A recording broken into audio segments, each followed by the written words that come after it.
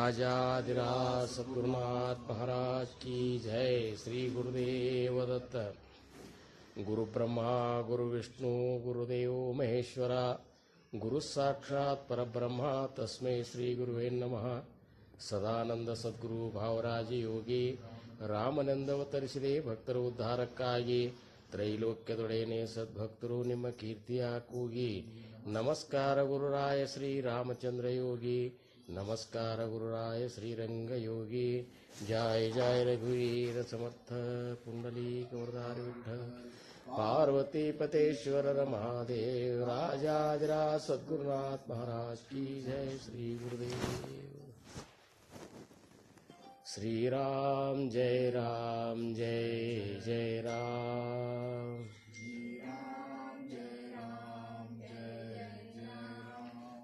राम जय जय राम। श्री राम जय जय राम। श्री राम जय जय राम। श्री राम जय जय राम। राजाधिराज सद्गुरुनाथ महाराज की जय। श्री गुरुदेव।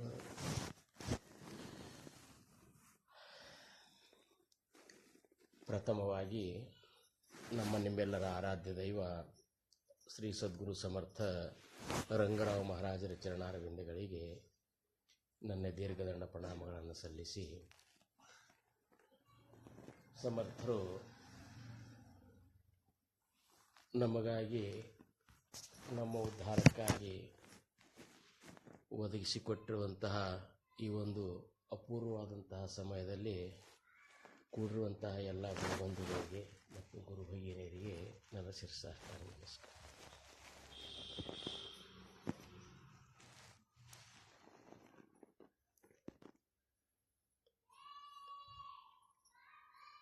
ಇವತ್ತಿನ ಈ ಒಂದು ಅವಕಾಶ ಸಮರ್ಥರ ಕೃಪೆಯಿಂದ ನಮಗೊಂದು ಒದಗ್ಯದಲ್ಲ. ಇದರಿಂದ ನಮಗೆ ಏನು ಅನ್ನಿಸ್ತದಂದ್ರೆ, ಸಮರ್ಥರು ತಮ್ಮ ಜೀವನದೊಳಗೆ ತಮ್ಮ ಅವತಾರ ಕಾರ್ಯದೊಳಗೆ ಎಷ್ಟೊಂದು ಏನಪ್ಪ ಅಂದ್ರೆ ಈ ಭಗವದ್ಭಕ್ತಿ ಉತ್ತರೋತ್ತರವಾಗಿ ಬೆಳಿಬೇಕು, ಪ್ರತಿಯೊಬ್ಬರೂ ಈ ಪರಮಾನಂದದ ಅನುಭೂತಿಯನ್ನು ಉಣಬೇಕು, ಈ ಅಮೂಲ್ಯವಾದಂಥ ಮನುಷ್ಯ ಜನ್ಮದ ಸಾರ್ಥಕತೆ ಮಾಡ್ಕೋಬೇಕು ಅನ್ನುವಂಥ ಉದ್ದೇಶದಿಂದ ಎಷ್ಟೊಂದು ತಮ್ಮದನ್ನುವಂಥ ತ್ಯಾಗ ಮಾಡಿ ತಮ್ಮೆಲ್ಲ ಶಿಷ್ಯರ ಮನೆಗಳಿಗೆ ಹೋಗಿ ಅಲ್ಲಿ ಅವ್ರ ಮನೆಯ ಒಂದು ವಾತಾವರಣ, ಅಲ್ಲಿ ಯಾವ ರೀತಿಯ ಮನೆ ಇರಬೇಕು, ಅಲ್ಲಿ ಭಗವದ್ಭಕ್ತಿ ಹೆಂಗೆ ನಡಿಬೇಕು, ಅಲ್ಲಿ ಉಪಾಸನ ನಡಿಲಿಕ್ಕತ್ತದನು, ಅವ್ರು 4 ಹೊತ್ತಿನ ಭಜನೆ ಮಾಡ್ಲಿಕ್ಕತ್ತಾರೇನೋ, ಧ್ಯಾನ ಮಾಡ್ಲಿಕ್ಕತ್ತಾರೇನೋ, ಒಂದು ಒಳ್ಳೆಯ ಸಂಸ್ಕಾರವನ್ನು ಅಳವಡಿಸಿಕೊಂಡು ಹೊಂಟಾರೇನೋ ಅನ್ನುವಂಥ ಒಂದು ಇದಕ್ಕೆ ಅವ್ರು ಏನು ಮಾಡ್ತೀವಿ ಮನೆ ಹೋಗಿದ್ದೆಲ್ಲ ಏನಪ್ಪ ಅಂದ್ರೆ ವಿಚಾರ ಮಾಡ್ಕೊಂಡು ನೋಡಿಕೊಂಡು ಹೋಗ್ತಿದ್ರು. 3 ದಿವಸ ಇರ್ತಿದ್ರು, ಅಲ್ಲಿ ದಾಸಬೋಧ ಹಚ್ತಿದ್ರು. ಮನೆಯವರೇ 4 ಮಂದಿನ ಕೂಡಿಸ್ಕೊಂಡು 3 ದಿವಸ ದಾಸಬೋಧ ಪಾರಾಯಣ ಮಾಡಿ ಹೂ ಹಾಕಿ ಮತ್ತು 4ನೇ ದಿವಸ ಅವರು ಮತ್ತೊಂದು ಕಡೆ ಇದು ಮಾಡ್ತಾರೆ. ಅಂದ್ರೆ ಇರು ಹೊತ್ತಿನಾಗ ಎಷ್ಟೊಂದು ಅವ್ರು ನಮಗಾಗಿ ಶ್ರಮ ಪಟ್ರಲ್ಲ, ಅದರ 10 ಪಟ್ಟು ಶ್ರಮ ಈಗ ಪ್ರತಿಯೊಬ್ಬರ ಹೃದಯದಲ್ಲಿ ನಿಂತು ಈ ಕೆಲಸ ಮಾಡಿಸ್ಕೊಳಿಕತ್ತಾರೇನೋ ಅಂತ ಅನ್ನಿಸ್ತದೆ. ಯಾಕಂದ್ರೆ ನಾವು ಈ ಪ್ರಪಂಚದ ಒಂದು ಹೋಗೋದ್ರೊಳಗೆ ಸಮರ್ಥರು ಹೇಳಿದ್ದನ್ನು ಮರೆಯುವಂಥ ಒಂದು ಚಾನ್ಸಸ್ ಇರ್ತಾವಂತಾರವ್ರು. ಯಾಕಂದ್ರೆ ಇದು ಹೆಂಗದ ಅಂದ್ರೆ ಯಾವಾಗಲೂ ಅಹರ್ನಿಸಿ ಸದಾ ಪರಮಾರ್ಥಕರಾವ ಅಂತಾರವ್ರು. ಆಮೇಲೆ ತುಕಾಮಣಿ ಐತೆ ಸತ್ವಾಚೆ ಸಾಮರ್ಥ್ಯ ಕರಾವ ಪರಮಾರ್ಥ ಅಹರ್ನಿಸಿ. ಅಂದರೆ ಈ ಪರಮಾರ್ಥ ಅನ್ನುವಂಥದ್ದು ಯಾವಾಗಲೂ ನಡಿಬೇಕು ಅಂದಾಗ ಮಾತ್ರ ಉಳಿತದೆ. ಇದು ಇದೇ ಈಗ ನಮ್ಮ ನಾರಾಯಣ ಹೇಳಿದಂಗೆ ಸಪ್ತಾಹದೊಳಗೆ ಹೋದಾಗ ಅನ್ನಿಸ್ತದೆ, ಆದರೆ ಸಪ್ತಾಹ ಬಿಟ್ಟು ಇಲ್ಲಿ ಮನೆಗೆ ಬಂದ ಕೂಡಲೇ ಮತ್ತೆ ನಮ್ಮ ಈ ಪ್ರಪಂಚದ ಇದ್ರಾಗ ನಾವು ಅದನ್ನು ಮಾಡಬಾರ್ದಂತ ನಮ್ಮ ಇಚ್ಛೆ ಇರೋದಿಲ್ಲ. ಹಂಗೆ ಈಗಿನ ಪರಿಸ್ಥಿತಿ ಹಂಗೆ ಅದ, ನೌಕರಿಗಳು ಹಂಗೆ ಅವ, ಸಮಯ ಸಂದರ್ಭಗಳು ಹಂಗೆ ಒದಗಿ ಬರ್ತಾವ. ಆದರೂ ಮಾಡೇಬೇಕು ಅಂತಾರೆ ಸಮರ್ಥರು, ಆದರೂ ಮಾಡೇಬೇಕು. ಹಿಂಗೆ ಇದು ಆಗಿಬಿಡ್ತದೆ. ಅದು ಏನಪ್ಪ ಅಂದ್ರೆ ಅಂತರ ಆಗ್ತದೆ. ನಿರೂಪಣೀಯ ಸದ್ಬುದ್ಧಿ ಹೋತಿ ಸ್ಥಳತ್ಯಾಗ ಹೋತ ಸವೇಚಿ ಜಾತಿ ಕಾಯ ಕರೂರೇ ಕ್ರಿಯಾ ಘಡೇನ ತುಜವಿಣ ರಾಮ ಮಸ ಕಂಠವೇಣ. ಈ ಒಂದು ಅವಸ್ಥೆ ಪ್ರತಿಯೊಬ್ಬರದು ಅದ, ಪ್ರತಿಯೊಬ್ಬರದು ಈ ಅವಸ್ಥೆ ಅದ. ಇದು ಏನು ದೊಡ್ಡ ಇದು ಅಲ್ಲಂತಾರ ಅವ್ರು. ಯಾಕಂದ್ರೆ ಹಂಗದ ಮನಸ್ಸಿನ ಸ್ಥಿತಿ ಹಂಗದ. ಈ ಮನಸ್ಸನ್ನು ಯಾವುದ್ರಾಗ ನಾವು ಹೆಚ್ಚಿಟ್ಕೊತ ಹೋಗ್ತೀವೋ ಅದೇ ಅದು ಬೇಕನ್ನಿಸ್ತದೆ. ಆ ಮನಸ್ಸಿನ ಒಂದು ಗುಣಧರ್ಮ ಹಂಗದ. ಅದು ನಾವು ವಿಷಯದೊಳಗೆ ಇಟ್ಟೇವೆ ಅಂದ್ರೆ ವಿಷಯನೇ ಬೇಕಂತದ, ಪರಮಾರ್ಥವಾಗಿ ಇಟ್ಟೇವೆ ಅಂದ್ರೆ ಪರಮಾರ್ಥನೇ ಬೇಕಂತದ. ಆದರೆ ಎಷ್ಟು ಪ್ರಮಾಣ ನಾವು ಪರಮಾರ್ಥಕ್ಕಾಗಿ ಬಳಸಬೇಕು ಅನ್ನುವಂಥದ್ದು ನಾವು ಸಾಧಕರಾದವ್ರು ನಿರ್ಧಾರ ಮಾಡಿಕೊಂಡು ಭಾಳಷ್ಟು ಸಮಯ ನಾವು ಇದಕ್ಕಾಗಿ ಇದ್ರ ಚಿಂತನಕ್ಕಾಗಿ ಬಳಸಿದೆ ಅಂದ್ರೆ ಅದರಾಗೆ ಉಳಿತಿರ್ತದೆ. ಹಂಗೆ ಇದು ಆಗ್ತಾರೋ ಉದ್ದೇಶಕ್ಕಾಗಿ ಸಮರ್ಥರು ಏನಾರ ಒಂದು ನ್ಯಾಯ ಮಾಡಿಕೊಂಡು ಇವತ್ತು ನೀವು ಬಂದದ್ದು ಇಲ್ಲಿ ಭಜನೆ. ಈಗ ಮೊನ್ನೆ ಮುರಳಿ ಅವ್ರ ಮನ್ಯಾಗ ಅಲ್ಲಿ ಭಜನೆ ಆಯ್ತು, ಇವತ್ತು ಇಲ್ಲಿ ಭಜನೆ ಆಗ್ಲಿಕ್ಕತ್ತದ. ಉದ್ದೇಶ ಇದ್ರ ಹಿಂದೆ ನಾವೆಲ್ಲರೂ ನಿಮಿತ್ತಿರ್ತೀವಿ. ಸಮರ್ಥರ ಒಂದು ಅಂತಃಕರಣ ಹಂಗಂತಿರ್ತದೆ. ಏನಪ್ಪ ಇವರೆಲ್ಲ ಸನ್ಮಾರ್ಗಕ್ಕೆ ಅದರಿಂದ ಅಂತರ ಆಗಬಾರ್ದು. ಯಾಕಂದ್ರೆ ಸಮರ್ಥರೇ ಅಂತಾರೆ, ಅಂಶಿ ಪ್ರತಿಜ್ಞೆ ಆಯಿಸಿ. ನಮ್ಮ ಪ್ರತಿಜ್ಞೆ ಹಿಂಗದಪ್ಪ, ಕಾಹಿ ನ ಮಾಗಣೆ ಶಿಷ್ಯಾಸಿ. ನಾವು ಯಾರಲ್ಲಿ ಏನನ್ನು ಅಪೇಕ್ಷೆ ಮಾಡೋದಿಲ್ಲ. ಆಪಣ ಮಾಗೆ ಜಗದೀಶಾಸಿ ಭಜತ ಜಾವೆ. ನಮ್ಮ ಉತ್ತರೋತ್ತರ ಈ ಭಗವಂತರ ಭಕ್ತಿ ನಡಿಬೇಕು ನೋಡ್ರಪ್ಪ ಅಂತೇಳಿ ಇದೇ ಒಂದೇ ಒಂದು ಅಪೇಕ್ಷೆ ಸಮರ್ಥಿರ್ತದೆ. ಯಾಕಂದ್ರೆ ಸಮರ್ಥರಾದಂಥವ್ರು ಯಾರಿಂದ ಏನನ್ನೂ ಅಪೇಕ್ಷೆ ಮಾಡ್ತಿರೋದಿಲ್ಲ ಅವರು. ನಮಗಾದ್ರೂ ನಾವಂತರೂ ಸಮರ್ಥರಿದ್ರಿಗೆ ಇದ್ದೇವು ನೋಡೇವು ಎಲ್ಲ, ಯಾರಿಂದನೂ ಏನೂ ಅಪೇಕ್ಷೆ ಮಾಡೋದಿಲ್ಲ ಅವರು. ಭಗವದ್ಭಕ್ತಿ ಮಾಡ್ರಿ, ಭಗವಂತನ ನೆನೆಸ್ರಿ, ಅವನು ನಾಮಸ್ಮರಣೆಯಾಗಿರ್ರಿ. ನಿಮ್ಮ ಜೀವನ ಆನಂದಮಯ, ಇಹಲೋಕ ಮತ್ತು ಪರಲೋಕ ಎರಡೂ ಆನಂದಮಯ ಆಗ್ತಾವಂತ ಸಮರ್ಥರಂತರ. ಪ್ರಪಂಚ ಕರಾವ ನೇಮಕ ಪಹಾವ ಪರಮಾರ್ಥ ವಿವೇಕ ಜೇಣೆ ಕರಿತಾ ಉಭಯ ಲೋಕ ಸಂತುಷ್ಟ ಹೋತಿ. ಇದನ್ನೇ ಈ ಪ್ರಪಂಚ ಪರಮಾರ್ಥ ಮಾಡಿದ್ರೆ ಪ್ರಪಂಚ ಏನ್ರಿ ಬಿಗಡಾಸ್ತಂತ ಹಿಂಗೆ ತಿಳ್ಕೊಬೇಡ್ರಿ ಅಂತಾರೆ ಅವರು. ಪ್ರಪಂಚ ಹೆಂಗೆ ಮಾಡಬೇಕು ಅನ್ನೋದು ಮೊದಲು ತಿಳ್ಕೊರಿ. ಅದನ್ನು ಸಮರ್ಥ ದಾಸಬೋಧನಾಗ ಹೇಳ್ಯಾರ. ಇವತ್ತು ನಾವು ಭಾಳ ಸಂತೋಷ ಅನ್ನಿಸ್ತು. ಒಮ್ಮೆ ದಾಸಬೋಧ ಮುಗಿಸಿ ಮತ್ತೊಮ್ಮೆ ಪ್ರಾರಂಭ ಆಗ್ಯದಂದ್ರೆ ಇವತ್ತು ಮತ್ತೊಮ್ಮೆ ಪ್ರಾರಂಭ ಮಾಡ್ಲಿಕ್ಕೆ ಆತೀವಂದ್ರೆ ಈಗ ಮುಗ್ದದಂದಂಗಲ್ಲ, ಹೌದಲ್ಲ? ಯಾಕಂದ್ರೆ ಯಾರು ಮನೆಯೊಳಗೆ ದಾಸಬೋಧ ಓದುವುದೇ ಭಾಳ ಕಡಿಮೆ. ಸದ್ಯದ ಯಂಗ್ ಜನ್ರೇಷನ್ ಮಹಾರಾಜರ ಜೋಡಿ ಇದ್ದವ್ರು ಯಾವುದನ್ನು ಬಿಟ್ಟಿಲ್ಲ. ಮುಂದಿಂದ ಏನದಲ್ಲ ಏನೋ ಏನಪ್ಪ ಅಂದ್ರೆ ಆಗಿರೋದಿಲ್ಲ. ಆದರೂ ಈ ದಾಸಬೋಧ ಅನ್ನುವಂಥ ಗ್ರಂಥ ಸಮರ್ಥ ಭಾವಸಾಹೇಬ್ ಮಹಾರಾಜರು ಏನು ಸಾಂಪ್ರದಾಯಕ್ಕೆ ಇಟ್ಟು ಹೋದಲ್ಲ, ಇದೊಂದು ದೊಡ್ಡ ದೇಣಿಗೆ ಕೊಟ್ಟು ಹೋದ್ರು. ದಾಸಬೋಧ ಅನ್ನುವಂಥ ಗ್ರಂಥ ಹಿಂಗದಲ್ಲ, ಆ ಗ್ರಂಥ ಒಂದು ಇತ್ತು ಅಂದ್ರೆ ಅದನ್ನು ನಿತ್ಯ ಒಂದೇ ಸಮಾಸ ಸಾಧಕ ಓದ್ತಿದ್ದ ಅಂದ್ರೆ ಅವನು ಎಲ್ಲಿಯೂ ಈ ಮಾರ್ಗದಿಂದ ಅಂತರ ಮಾಡೇ ಕೊಡುವುದಿಲ್ಲ. ಓದಲಾರ್ದಕ್ಕಾಗಿ ನಾವು ಅಂತರ ಆಗಿರ್ತೀವಿ. ಪ್ರತಿ ದಿವಸ ನೀವು ಒಂದು ಸಮಾಸ ಅಕಸ್ಮಾತ್ ಓದಿದ್ರಿ ಅಂದ್ರೆ ಮನಸ್ಸು ಒಟ್ಟು ಯಾವುದೇ ಆದರೂ ಮನಸ್ಸು ಒಟ್ಟು ನಾವು ಮಾಡಿದೇವೆ ಅಂದರೆ ಅದ್ರ ಪರಿಣಾಮ ಆಗ್ತಿರ್ತದೆ. ಸುಮ್ಮ ಮಾಡೋದು ಏನಪ್ಪ ಪದ್ಧತಿ ಅಂತ ಮಾಡೋದ್ರಾಗ ಪ್ರಗತಿ ಇರುವುದಿಲ್ಲ. ಯಾವುದೇ ಒಂದು ಕಾರ್ಯ ನಾವು ಮಹಾರಾಜರು ಹೇಳೋಗ್ಯಾರಪ್ಪ 4 ಹೊತ್ತು ಭಜನೆ ಇದೊಂದು ಸಮಾಜ ದಾಸಬೋಧ ಓದೋದಾರ ಅಂತೇಳಿ ಓದಬೇಕು, ಅವ್ರು ಹೇಳ್ಯಾರ, ಅದೊಂದು ಪದ್ಧತಿ ಅದ, ನಮ್ಮ ಸಂಪ್ರದಾಯ ಅದ ಅಂತೇಳಿ ಓದಿದ್ರೆ ಪ್ರಗತಿಯಲ್ಲಿ ಏನೂ ಇರೋದಿಲ್ಲ. ಓದಬೇಕಂತೆ ಓದಬೇಕು, ತಿಳ್ಕೊಬೇಕಂತೆ ಓದಬೇಕು, ಅದು ನಮ್ಮ ಜೀವನದಾಗ ಅಳವಡಿಸ್ಕೋಬೇಕಂತೆ ಓದಬೇಕು. ಸಮರ್ಥರು ನಮಗಾಗಿ ಏನು ಹೇಳ್ಯಾರ ಅನ್ನುವಂಥ ಅಷ್ಟೊಂದು ಏನಪ್ಪ ಅಂದ್ರೆ ತವಕದಿಂದ ಅಷ್ಟೊಂದು ಏನಪ್ಪ ಅಂದ್ರೆ ಜಿಜ್ಞಾಸತ್ತು ಇಟ್ಕೊಂಡು ನಾವು ಓದಿದ್ದೇವೆ ಅಂದ್ರೆ ಆ ದಾಸಬೋಧ ಅನ್ನುವಂಥದ್ದು ಸಮರ್ಥರ ಸ್ವರೂಪನೇ ಅದ. ದಾಸಬೋಧ ಮತ್ತೇನು ಅಲ್ಲ, ಅದು ಗ್ರಂಥ ಅಲ್ಲ, ಸಮರ್ಥರ ಸ್ವರೂಪದ ಅಂತಾರೆ. माझा काया आणि वाडी गेले म्हणाला अंतःकरणी परी मी आहे जगज्जीवनी निरंतर. ದಾಸಬೋಧ ಆತ್ಮಾರಾಮ माझा ಸ್ವರೂಪ ಸ್ವತಃ ಸಿದ್ಧ ಅಂತಾರೆ ಸಮರ್ಥರಂತಾರೆ. ಈ ದಾಸಬೋಧ ಮತ್ತು ಆತ್ಮಾರಾಮ ಇವೆಲ್ಲ ನನ್ನ ಸ್ವರೂಪನೇ ಅವ ಅಂತ ಹೇಳ್ತಾರೆ. नका करू खटपट पाहा माझी ग्रंथ नीट जेणे करिता जेणे मुक्तीच्या वाट गवसेलकी. ನಿಮಗೆ ಮುಕ್ತಿಯ ಹಾದಿ ಆ ದಾಸಬೋಧ ನೀವು ಸರಿಯಾಗಿ ಓದಿದ್ರಿ ಅಂದ್ರೆ ನಿಮ್ಗೆ ಸಿಕ್ಕೇ ಸಿಗುತ್ತೆ ಅಂತ ಕಲ್ಯಾಣ ಸ್ವಾಮಿಗೆ ಕೊನೆಯದಾದ ಮಾತನ್ನು ಸಮರ್ಥ ರಾಮದಾಸರ ಮಹಾರಾಜರು ದೇಹ ಬಿಡುವತ್ನಾಗ ಹೇಳೋಗ್ಯಾರ. ಇದೇನದ ಇದು ನನ್ನ ಸ್ವರೂಪದಪ್ಪ.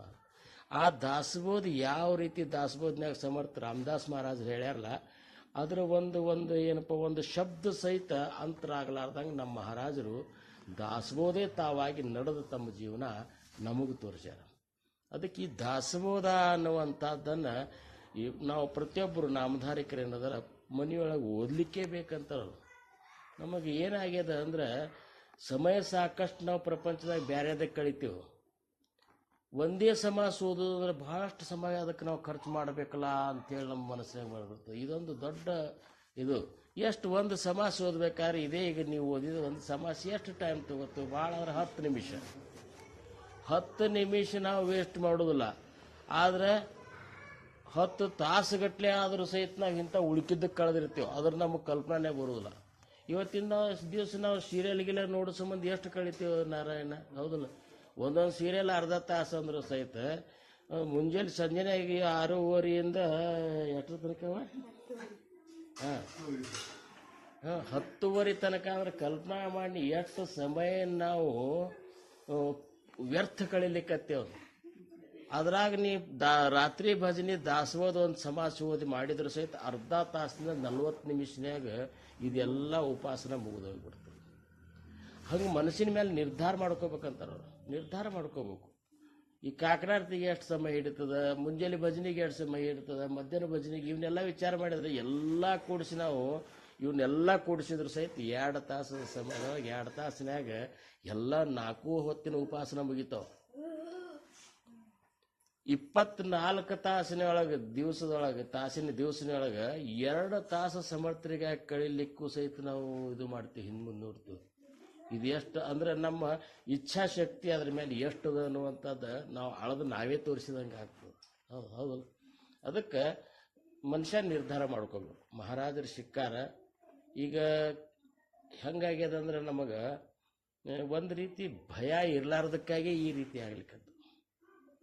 ಮಹಾರಾಜರು ನಮ್ಮ ಜೋಡಿ ಇದ್ರು, ನಮಗೆಲ್ಲ ಹೇಳಿ ಹೋದ್ರು, ತಿಳಿಸಿ ಹೇಳಿದ್ರು. ಖರೆ ನಾವು ಮಹಾರಾಜರು ನಿಜವಾಗಿಯೂ ಪರಬ್ರಹ್ಮ ಸ್ವರೂಪ ಅವ ಈ ಸೃಷ್ಟಿಯ ಏನಪ್ಪ ಅಂದ್ರೆ ಉತ್ಪತ್ತಿ ಸ್ಥಿತಿ ಲಯದ ಅಧೀನನೇ ಅವನ ಕಡೆ ಅದ ಅನ್ನುವಂಥ ವಿಚಾರ. ಇಂಥ ಒಂದು ಮಹಾನ್ ಏನಪ್ಪ ಅಂದ್ರೆ ಬ್ರಹ್ಮ ಸ್ವರೂಪ ನಮ್ಮ ಜೊತೆ ಇದ್ದ ಅಂತನ್ನುವಂಥದ್ದು ಅವ್ರು ಹೇಳಿದ ವಾಡಿಯನ್ನು ನಾವು ಎಷ್ಟು ಪ್ರಮಾಣಬದ್ಧವಾಗಿ ಒಬ್ಬರು ಸಾದಾ ಒಬ್ಬ ನಮ್ಮ ಮ್ಯಾಲಿನ ಅಧಿಕಾರಿ ಹೇಳಿದ್ದನ್ನು ನಾವು ಏನು ಚಾಚು ತಪ್ಪಲಾರ್ದ ಮಾಡ್ತೀವಿ.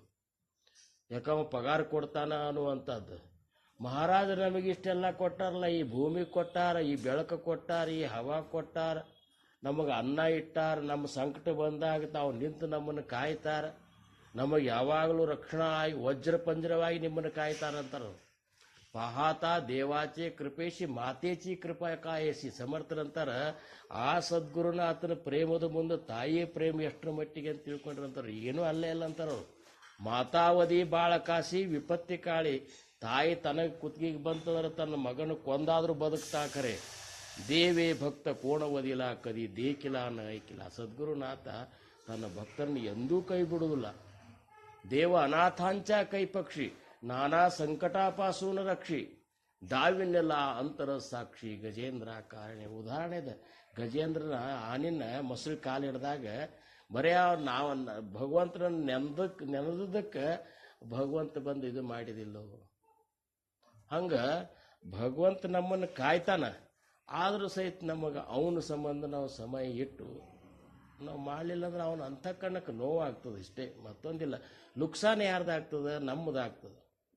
ಮಹಾರಾಜರ ಮನುಷ್ಯ ಜನ್ಮ ಸಿಕ್ತು, ಸತ್ಸಂಗಗಳು ಸಿಕ್ಕು, ಮಹಾರಾಜರು ಸಿಕ್ಕರು, ಇಂಥ ಮಾರ್ಗ ಸಿಕ್ತು. ಇವೆಲ್ಲ ಏನು ಸುಮ್ಮನೆ ಸಿಕ್ಕಿಲ್ಲವು. ನಮ್ಮದು ಎಷ್ಟೋ ಜನ್ಮದ ಇದೇ ಈಗ ಹೇಳಿದಿಲ್ಲ, ಸಂತರ ದರ್ಶನ ಆಗ್ಬೇಕಾದ್ರೂ ಸಹಿತ ಸುಕೃತಿದ್ರೆ ಆಗ್ತದೆ. ಅವ್ರ ಸ್ಪರ್ಶನ ಸಂಭಾಷಣ ಈ ಮಾತು ಬೇರೆ. ಎಲ್ಲೋ ಸಂತರನ್ನ ನೋಡಿದೆ ಅಂದ್ರೆ ನಿನ್ನಂತಲ್ಲಿ ಸುಕೃತಿದ್ರೆ ಅವ್ರು ನೋಡಿರ್ತೀನಿ. ಇರ್ಲಿಕ್ಕಂದ್ರೆ ನಿನ್ನ ಸುಕೃತಿರ್ಲಿಕ್ಕಂದ್ರೆ ಆ ಕಣ್ಣಿಗೆ ಅವ್ರು ಕಾಣೋದಿಲ್ಲ. ಇಂಥ ಒಂದು ಏನಪ್ಪ ಅಂದ್ರೆ ಅದ್ಭುತ ದೇವರವರು. ಸಮರ್ಥರಂದ್ರೆ ಏನು? ದೇವರು. ಮುಖ್ಯ ದೇವಾಸಿ ಜಾಣಾವೆ ಅಂತಾರೆ. ಅದಕ್ಕೆ ಅವ್ರು ಅಂತಾರೆ, ಮುಖ್ಯ ದೇವಾಸಿ ಜಾಣಾವೆ ಜನ್ಮ ಸಾರ್ಥಕಚಿ ಕರಾವೆ ನ ಕಳೆ ತರಿ ಸತ್ಸಂಗದರಾವೆ ಮಂಜೆ ಕಡೆ. ನೀವು ಮುಖ್ಯ ದೇವನನ್ನು ತಿಳ್ಕೊರಿ ಅಂತಾರ. ನಾವು ಈ 33 ಕೋಟಿ ದೇವತೆಗಳೇ ದೇವರಂತೇಳಿ ನಾವು ತಿಳ್ಕೊಂಡು ಬಿಟ್ಟೇವು. ನಾವು ಬ್ರಹ್ಮ ವಿಷ್ಣು ಮಹೇಶ್ವರೇ ದೇವರಂತ ತಿಳ್ಕೊಂಡೆವು.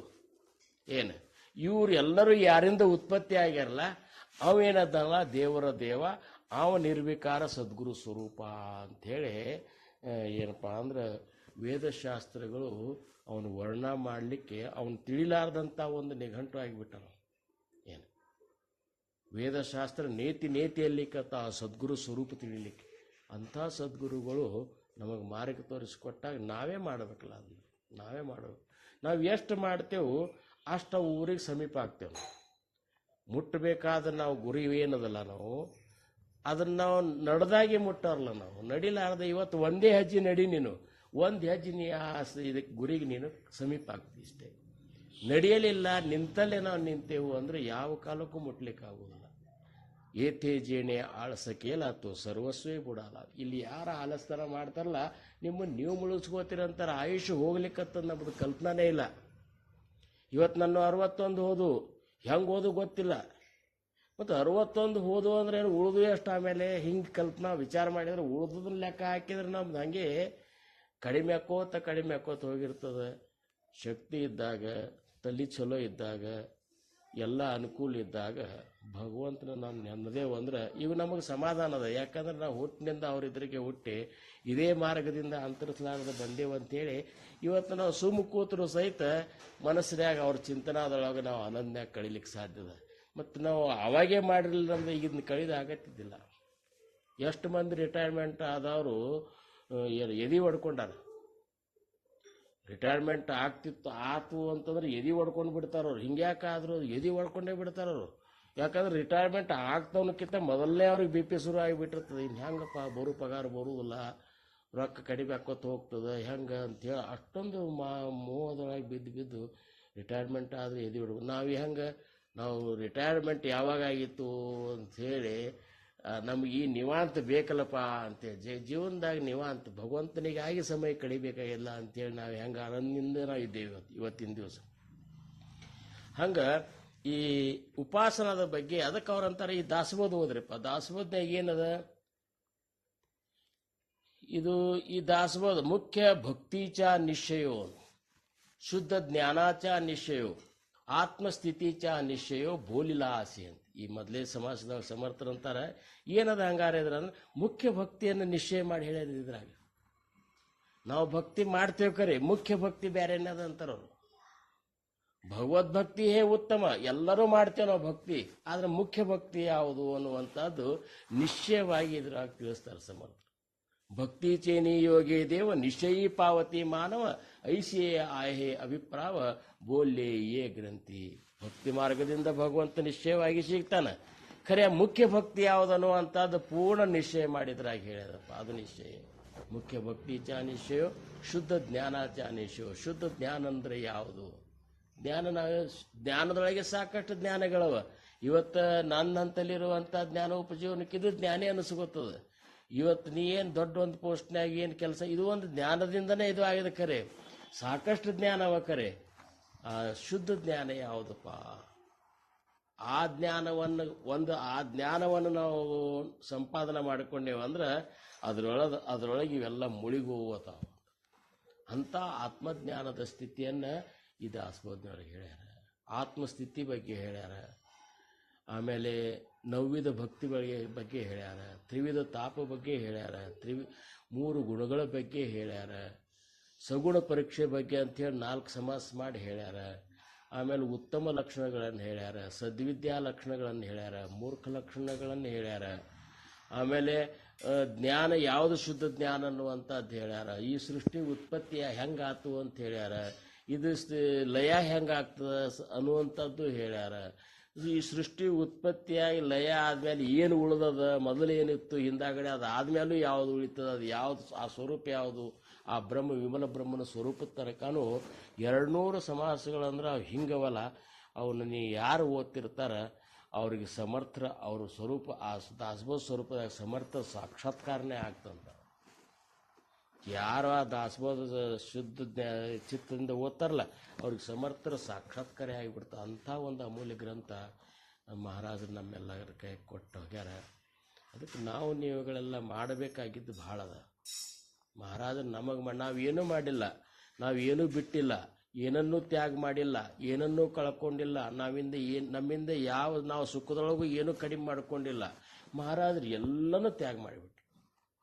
ನಮಗಿರೋದು ಒಂದು ನೌಕರಿ, ಏನು ಭಾಳ ಆದ್ರೆ ಒಂದು ನೌಕರಿ ಇಷ್ಟೇ ಅದ. ನಮ್ಮ ಮಹಾರಾಜರು 700 ಕುಲಕರ್ಣಿ ಇದ್ರು. ಅವ್ರಿಗೆ 700ದ ಕುಲಕರ್ಣಿಕೆ ಇತ್ತು ಅವ್ರಿಗೆ.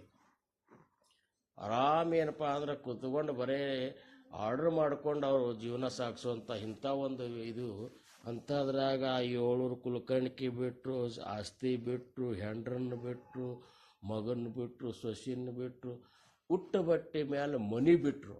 ಎದ್ರ ಸಂಬಂಧ ಅಂದ್ರೆ ನಮ್ಮನ್ನು ಉದ್ಧಾರ ಮಾಡೋ ಸಂಬಂಧ. ಮತ್ತು ಇಷ್ಟು ನಮಗಾಗಿ ಅವ್ರು ಮಾಡಿದಾಗ ಅವ್ರಿಗಾಗಿ ನಾವು ಮಾಡಬೇಕಾಗೋದು ಕರ್ತವ್ಯ ಅದ ಇಲ್ಲದ, ಹೌದಲ್ಲ? ನಾವೇನು ಬಿಟ್ಟೇವೆ ಅಂತೇಳಿ ನಾವು ಮಾಡ್ಲಿಕ್ಕೆ ನಾವೇನೂ ಬಿಡಲಿಲ್ಲ.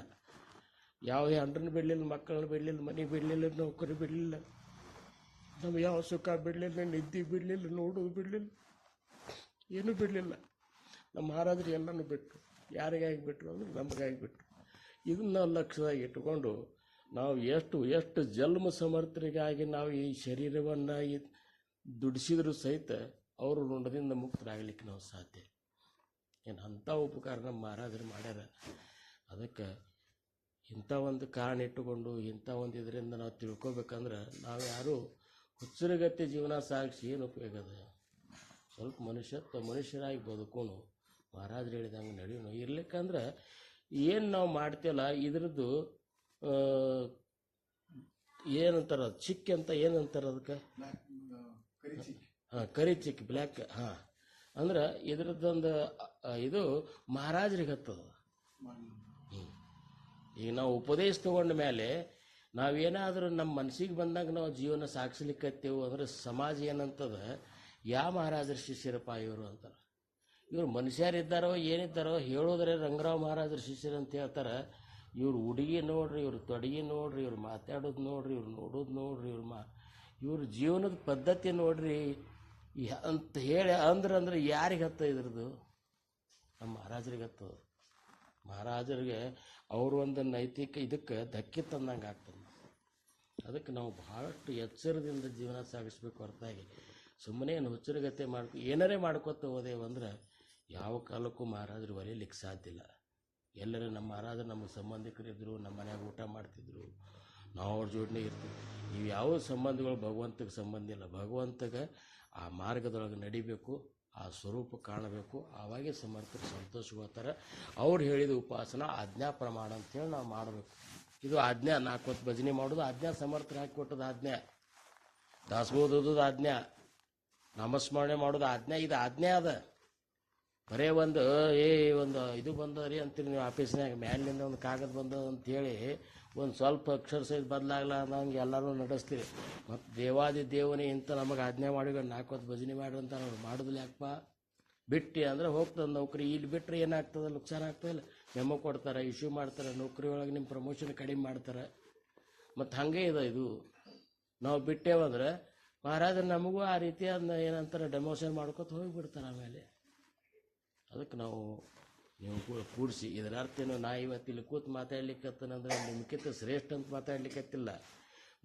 ನೀವು ಕೂಡಿಸೇನೆ ಇದನ್ನು ಮಾಡಿ ಸಮರ್ಥನ ಸಂತೋಷಗೋಸ್ಕರ ಆ ಉದ್ದೇಶಕ್ಕಾಗಿ. ಇರ್ಲಿಕ್ಕಂದ್ರೆ ನನಗೇನು ಈಗ ಎಷ್ಟು ಮಂದಿ ಆಪರೇಷನ್ ಆಗಿ ನಾ ಹೊಲಿಗೆನೇ ಬಿಚ್ಚಿಲ್ಲ.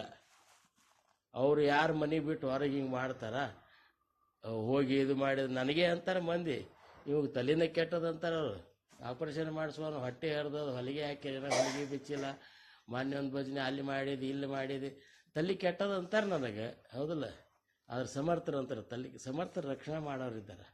ಆಪರೇಷನ್ ಮಾಡಿದವರು ಅವರೇ, ರಕ್ಷಣೆ ಮಾಡೋರು ಅವರೇ.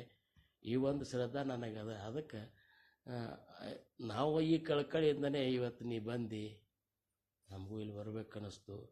ಇದರಿಂದ ಇವರೆಲ್ಲರೂ ನಾಮಧಾರಿಕರಿದ್ದಾರೆ. ಇವರು ಎಲ್ಲ ಬದಲಾವಣೆ ಆಗಲಿ ಇದ್ದಾರೆ. ಅವರು ಎಲ್ಲರೂ ಬದಲಾವಣೆ ಒಳಗಿದ್ದಾರೆ. ಆದರೆ ಇನ್ನಷ್ಟು ಅದ್ರ ಮುಂದಿನ ಮೆಟ್ಲಕ್ಕರೆ ಇದು ಮಾಡು ಅಂತೇಳಿ ನಾವು ಇವತ್ತು ಈ ಕಾರ್ಯಕ್ರಮ ಸಮರ್ಥರ ಕೃಪದಿಂದ ಹಮ್ಮಿಕೊಂಡೆವು. ದಾಸಬೋಧದ ಮೊದಲೇ ಗ್ರಂಥಾರಂಭಿಸೋ ಆತು. ಇದೇ ರೀತಿ ಸಮರ್ಥರು ಏನಪ್ಪ ಅಂದರೆ ಈ ಮನೆಯೊಳಗೆ ಭಗವದ್ಭಕ್ತಿ ನಡೀಲಿ. ಎಲ್ಲ ಸಮರ್ಥರ ಭಕ್ತಿ ನಡೀತು ಅಂದ್ರೆ ಸಮರ್ಥರ ಭಕ್ತಿ ನಡೀತು ಅಂದ್ರೆ ಸಮರ್ಥರ ವಾಸ ಇದ್ದೇ ಇರ್ತದೆ. ಮನೆ ಹೆಂಗಿರಬೇಕು ಅಂದ್ರೆ ಮನೆ ಅಂದರೆ ಮಠದ ಗತಿ ಆಗಿರಬೇಕು ಅಂತೇಳಿ ಸಮರ್ಥರು ಅಂತಿದ್ರು. ನಮ್ಮ ಮನೆ ಮುಂದಿನ ಬಾಗಿಲನ್ನು ನೋಡಿದ್ರೇ ಗೊತ್ತಾಗಿಬಿಡುತ್ತಾ ಮನೆಯಾಗಿ ಏನದ ಅನ್ನೋದು. ಅಂದ್ರೆ ಭಗವದ್ ಇಲ್ಲಿ 4 ಹೊತ್ತಿನ ಭಜನೆ, ದಾಸಬೋಧ, ನಾಮಸ್ಮರಣೆ, ಇವನ್ನ ಸಚ್ಚಿಂತನೆಗಳು ಇವೆಲ್ಲ ನಡೆದು ಅಂದ್ರೆ ಸಮರ್ಥರ ವಾಸಿಲೆ ಇರ್ತದೆ. ಸಮರ್ಥರು ಎಲ್ಲಿರ್ತಾರೆ ಅಲ್ಲಿ 33 ಕೋಟಿ ದೇವತೆಗಳೂ ಅಲ್ಲೇ ಇರ್ತಾರೆ. ಹಂಗೆ ನಾವು ನೀವುಗಳೆಲ್ಲ ಸಮರ್ಥರನ್ನು ಸಂತೋಷಗೊಳಿಸೋನು. ಅವರು ಒಂದು ಏನಪ್ಪ ಅಂದ್ರೆ ಹೇಳಿದ ಮಾರ್ಗದಾಗ ನಡೆದು ನಾವು ನೀವುಗಳೆಲ್ಲ ಧನ್ಯರ ಆಗೋಣ ಅಂತ ಹೇಳ್ಕೊತ ನನ್ನ ರಾಜಾದಿರಾಜ ಸದ್ಗುರುನಾಥ ಮಹಾರಾಜ್